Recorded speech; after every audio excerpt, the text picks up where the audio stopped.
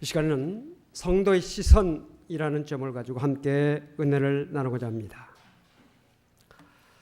사람은 자기가 관심하는 것에 눈이 갑니다. 또 마음이 쏠리죠.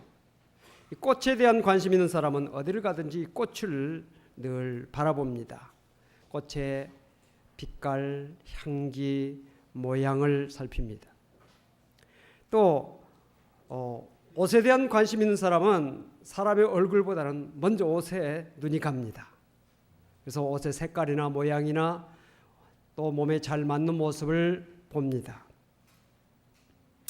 음식에 대한 관심 있는 사람은 어디를 가든지 좋은 음식, 맛있는 음식을 어디서 하는지를 관심하죠.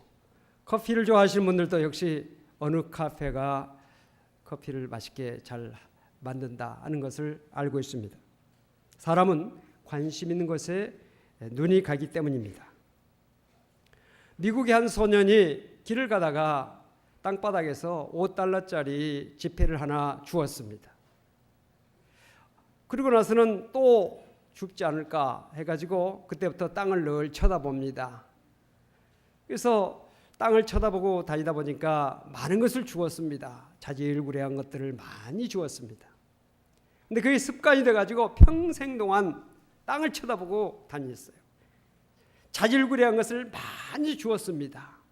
그러나 그는 평생 하늘의 아름다움과 꽃과 그리고 자연의 아름다움, 공중에 날아다니는 새들, 이런 모든 것들을 다 놓쳐버렸습니다.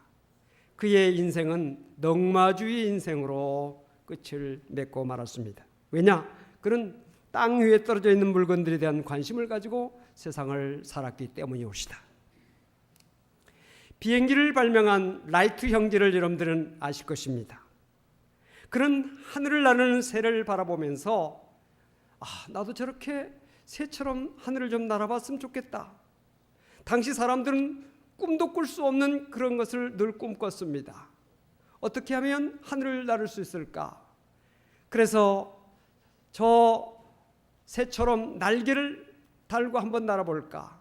등등의 여러 가지 생각을 하면서 하늘을 바라보는 가운데 하늘을 날 수 있는 그 꿈을 키워나갔습니다.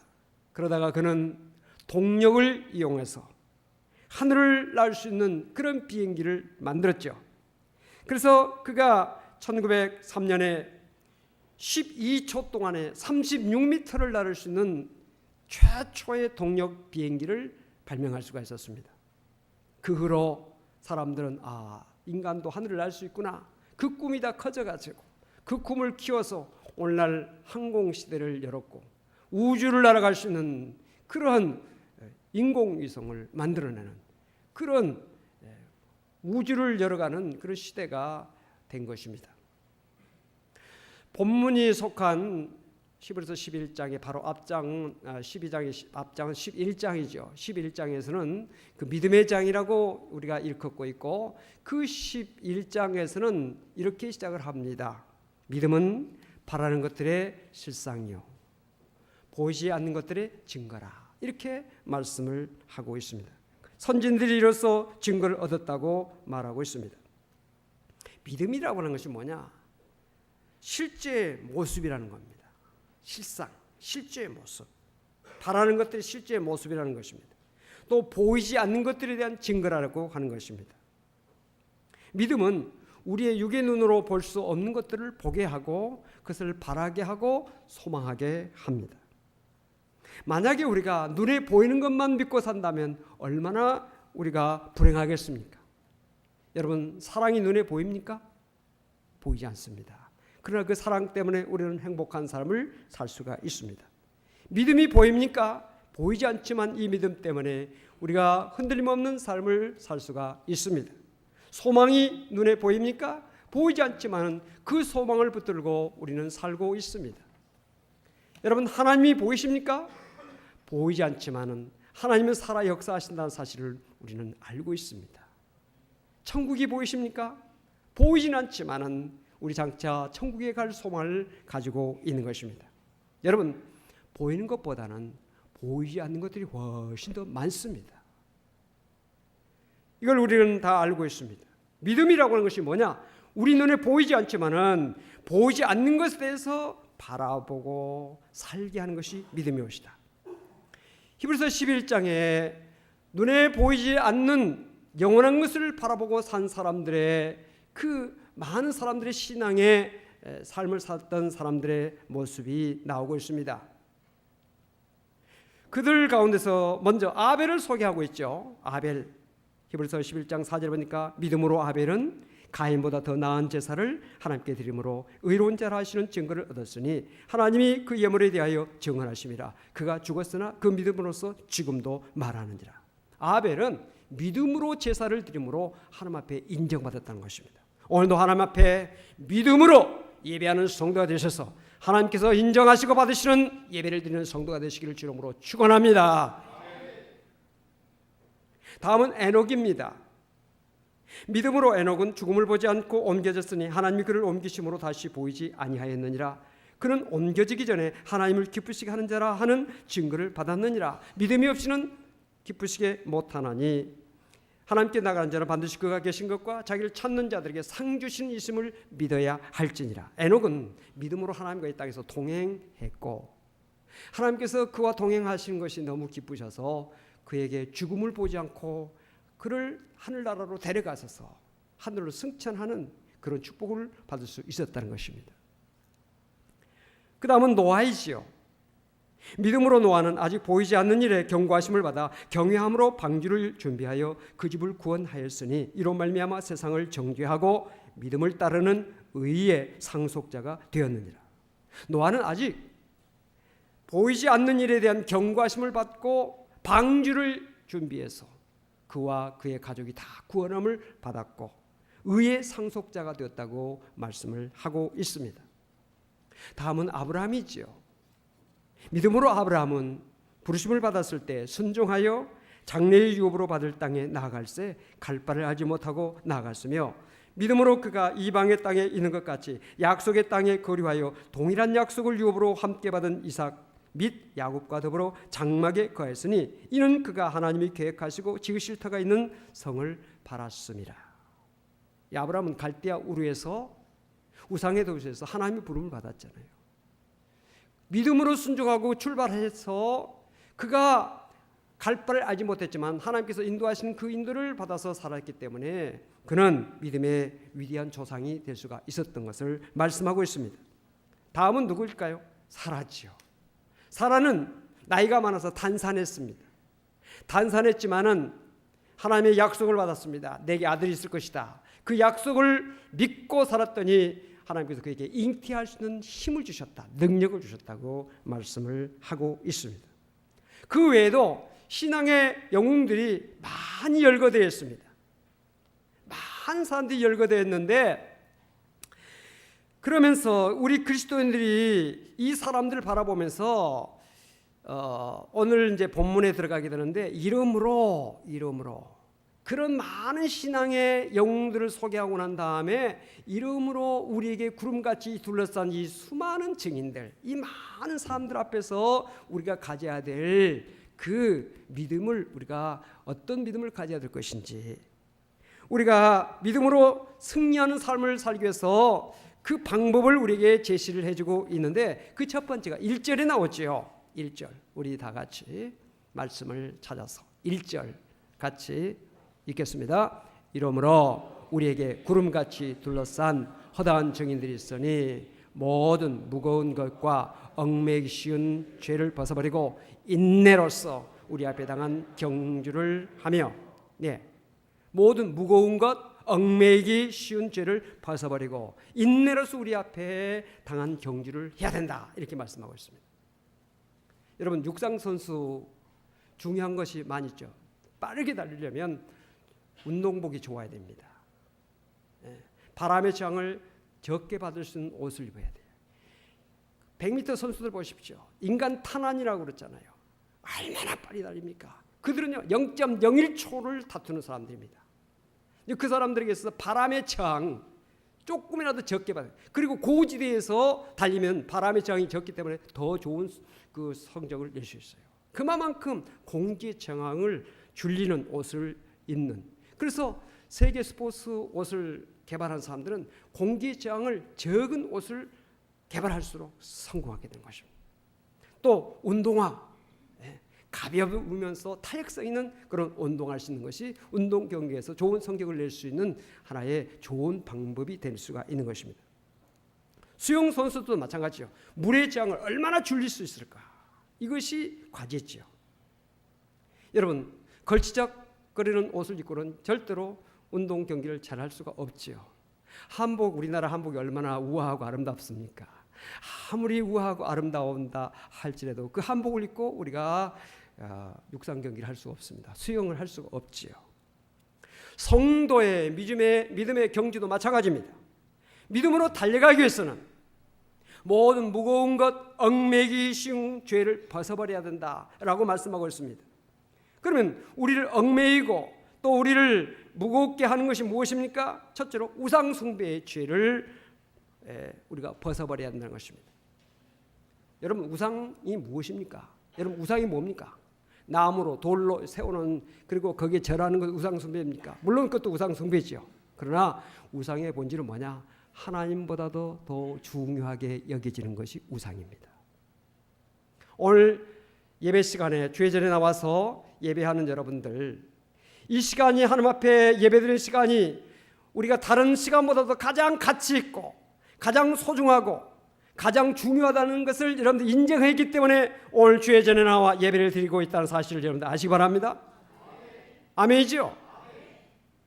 친구 만나는 거, 놀러 가는 거, 다른 것보다도 이 시간이 가장 소중하고 귀하다고 여러분들이 느꼈기 때문에 이 가치관을 여러분들이 아시기 때문에 오늘도 주의 전에 나와서 예배를 드리고 있는 것입니다.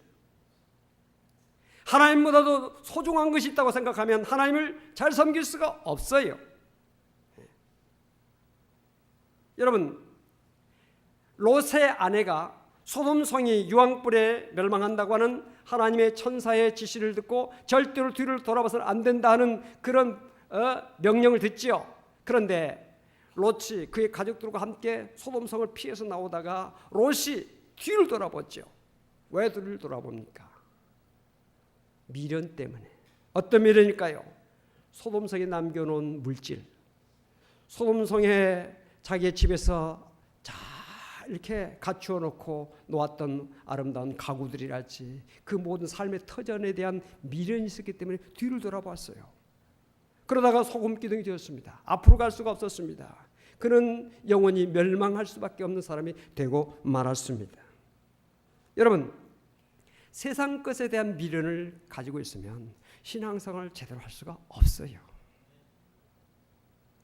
세상에 대한 미련, 세상에 대한 욕심. 에베소서 5장 5절에 보니까 탐심이 우상숭배라 그랬어요. 탐심이 뭡니까? 욕심이지요. 오늘도 물질에 대한 욕심, 명예에 대한 욕심, 세상 것에 대한 욕심, 이 욕심이 우리의 신앙생활의 발걸음을 무디게 만들고 우리의 신앙의 전진을 가로막고 있다는 사실을 여러분들은 인정하시기 바랍니다.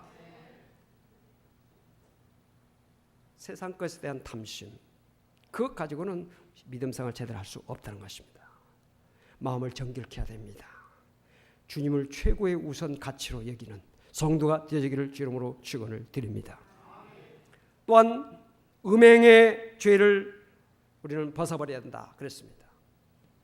이스라엘 백성들은 광야를 지나가다가 이방신을 섬길 뿐만 아니라 모압 여자들과 함께 춤을 추며 음행을 했습니다. 이로 인해서 이스라엘 백성들이 하루에 24,000명이 죽임을 당했습니다. 음행이라고 하는 것이 무엇입니까?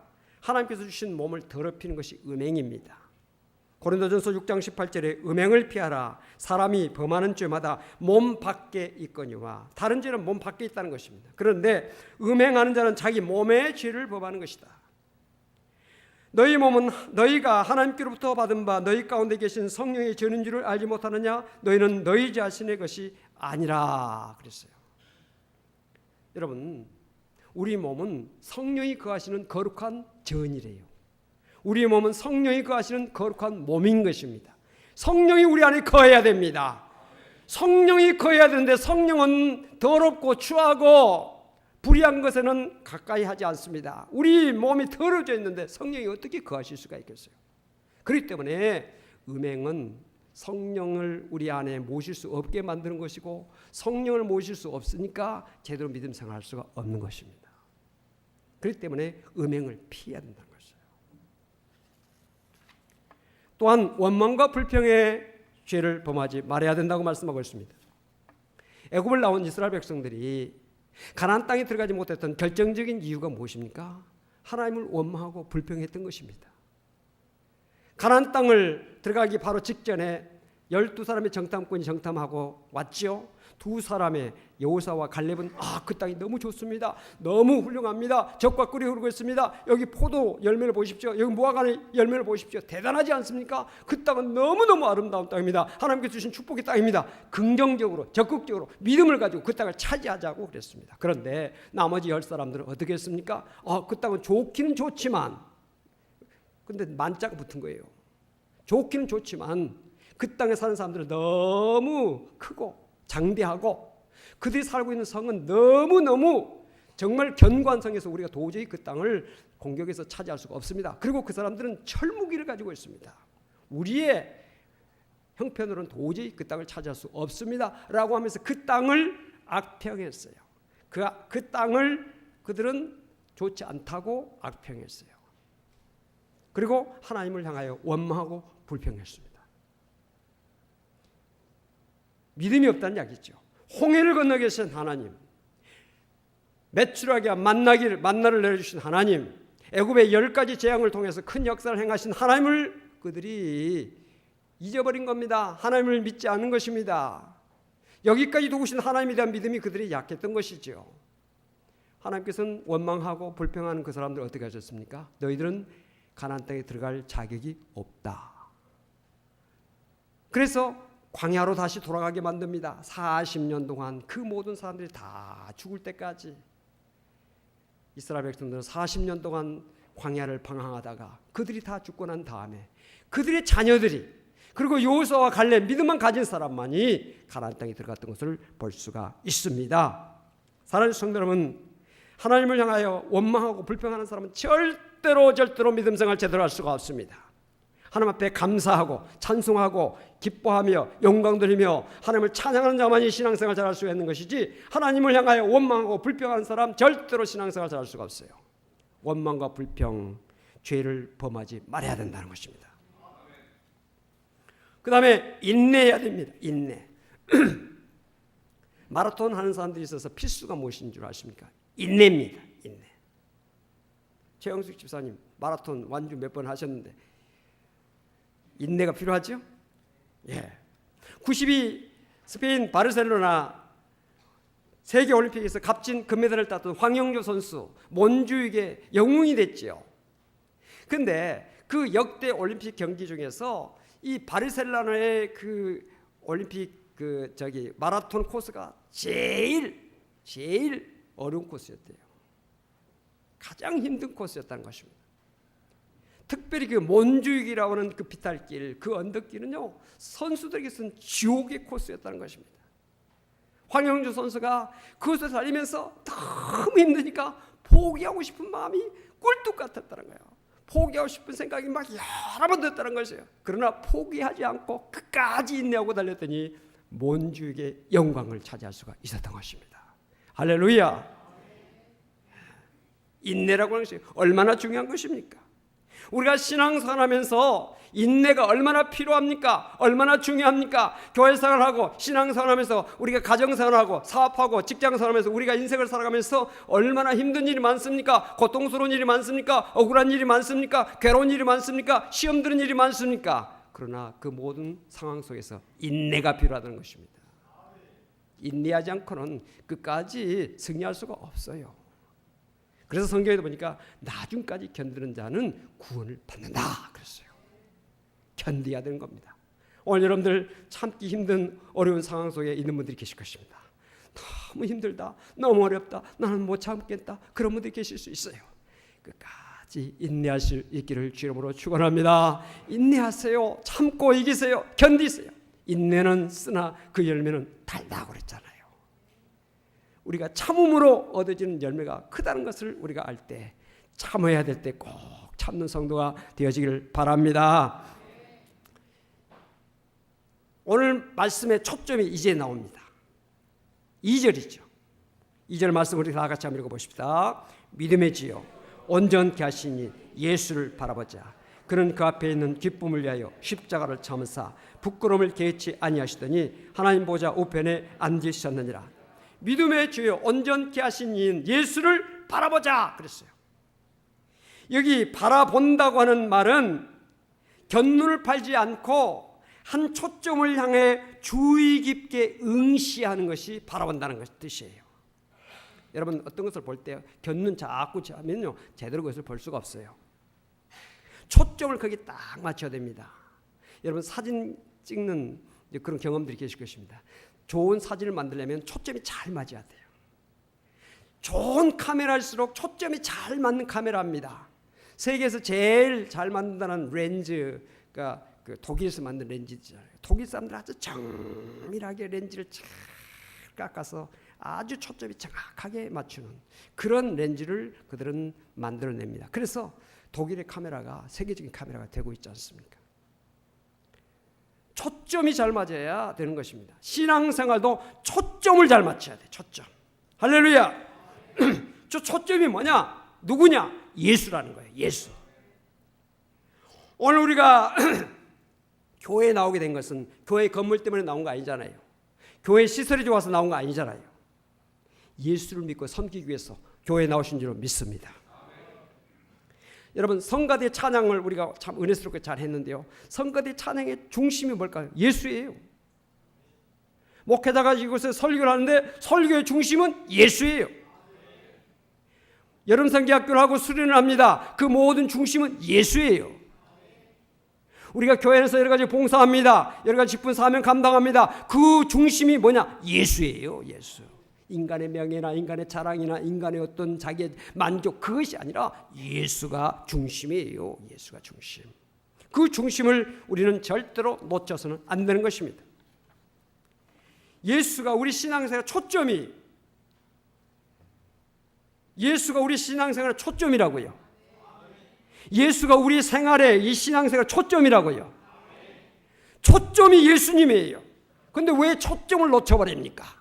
왜 초점이 흐려집니까? 세상 일 때문에 사람 때문에 왜 초점이 자꾸 흐려집니까? 오물이 묻으면 닦아내야 돼요. 그 오물이 얽매이신 것들이에요. 다 닦아야 돼요. 깨끗하게 만들어야 됩니다. 초점이 잘 맞춰야 돼요. 신앙생활 잘하는 사람은 어떤 사람이냐? 예수에게 초점을 제대로 맞춘 사람이에요. 누가 뭐라 해도 예수. 억울한 일 당해도 예수. 누가 자기를 막 높여줘도 아니야 예수야. 이렇게 돼야 신앙생활을 하는 것이지 사람들이 잘한다고 칭찬할 때는 좋아가지고 하다가 사람들이 조금 못한다 하면 실망하고 좌절하고 그 예수가 초점이 아닌 거지. 자기가 초점이지. 그러니까 믿음 생활에 시험을 당하고 어려움 당하고 무너지고 넘어지고 실패하게 되고 포기하게 되고 그런 결과가 오는 거 아닙니까? 오늘 이 시간에 예수에게 초점을 잘 맞출 수 있는 여러분들 되어지길 주 이름으로 축원합니다. 스펄전 목사님이 참 영국의 대단한 설교가요. 대붕사 아닙니까?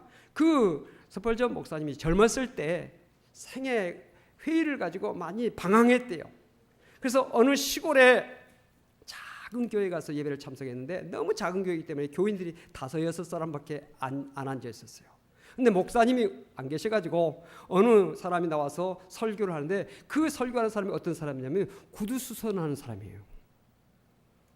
그래서 구두 망가지면 고쳐주고 기워주고 또 만들고 그런 사람이 설교를 하는데 뭐 아는 게 있겠어요? 그래서 설교단에 올라가지고 여러분 예수를 바라보십시오.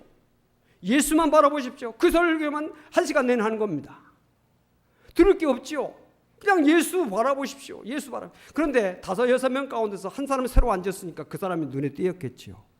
이 청년 혹시 방황하고 있지 않습니까? 길 잃고 헤매지 않습니까? 예수를 바라보십시오. 그 설교가 자기의 가슴속에 확 와 닿았어요. 아, 내가 그동안에 방황하고 살았구나. 길을 잃고 헤맸구나. 그래서 내가 인생길에서 헤매고 이렇게 방황하다가 내가 회의감을 가지고 있었구나. 깨달게 됐어요. 예수를 바라봐야 되겠구나. 그 생각을 한 겁니다. 그때부터 예수를 바라보기 시작했더니 하나님께서 그를 오른손으로 붙잡으셔서 유명하고도 대단한 세계 많은 사람들에게 큰 감동을 주는 설교가 대스폴전 목사님이 될 수가 있었다는 사실이에요. 할렐루야. 그렇습니다. 성도의 시선의 초점은 예수예요. 예수를 바라볼 때 구원이 있고 예수를 바라볼 때 승리가 있습니다. 마태복음 14장에 보니까 예수님께서 풍랑이는 바다 위를 걸어오셨을 때 제자들은 두려워했습니다. 유령인가 보다. 사람들 소리 지르면서 두려워했습니다.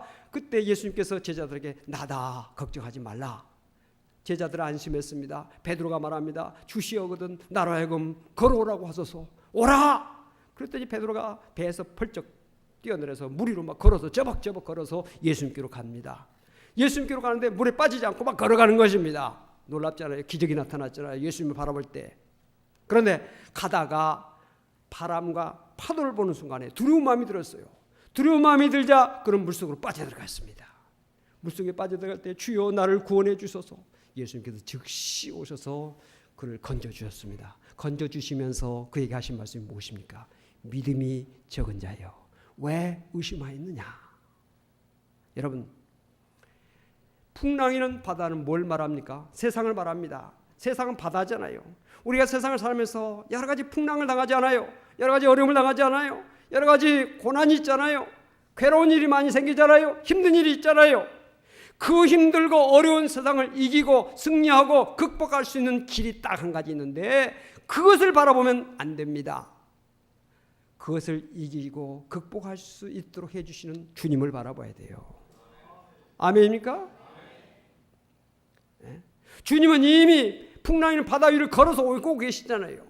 그분을 바라보면서 나아갈 때 세상을 이길 수 있습니다. 환난을 이길 수 있습니다. 어려움을 이길 수가 있습니다. 고통을 이길 수가 있는 것입니다. 여러분의 문제가 해결될 수가 있는 것입니다. 오늘도 여러분의 어려운 문제를 바라보지 마시고, 여러분 질병에 걸려서 지금 고통하고 있습니까? 질병을 바라보지 마시고, 환경을 바라보지 마시고 그 환경을 해결해 주실 수 있는, 그것을 우리에게서 제거해 주실 수 있는, 그 문제를 우리에게 극복할 수 있는 능력을 주실 수 있는 주님을 바라보는 성도가 되시길 바랍니다. 이것이 믿음이에요. 믿음. 사랑하는 성도 여러분, 시편 62편 5절 보니까 나의 영혼아 잠잠히 하나님만 바라라. 물은 나의 소망이 그로부터 나오는 도다. 여러분, 세상을 바라보면 얼마나 탄식스러운 일이 많습니까? 얼마나 정말 우리가 절망할 일이 많습니까? 여러분, 유병헌 씨 죽었다고 해서 문제가 해결됩니까? 아들 잡았다고 해서 문제가 해결됩니까? 안 됩니다. 안 돼요. 거기에 그 사람만 잡으면 모든 문제가 해결될 것처럼 생각하지만 천만에요. 안 되는 거예요. 그런 거 바라보면서 아유, 정치가 썩었다. 세상이 이렇게 가지고 될까?